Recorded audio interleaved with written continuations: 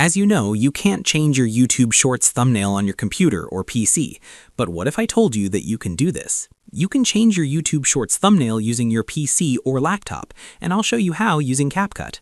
So first, you need to open CapCut. After opening CapCut, import your short video into CapCut, then add it to your timeline. Once you've added it to the timeline, simply go to the Export option and then click on Edit Cover. When you click Edit Cover, a page will open and you'll have an option to upload.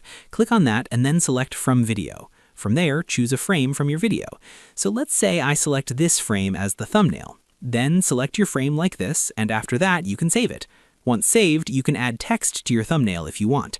I will set it here. And after setting it, if you want to add text on top, you can add text like this. Then you need to save it. After saving, you export it, and after exporting, now let me show you. I upload it to my YouTube channel using my computer and laptop, and once I upload it here, you can see that the custom thumbnail, which we added in CapCut, is showing here as the thumbnail. So you can set a custom thumbnail like this on your computer or laptop. And that's it for today's video, guys. I'll see you in the next one. Until then, take care and goodbye.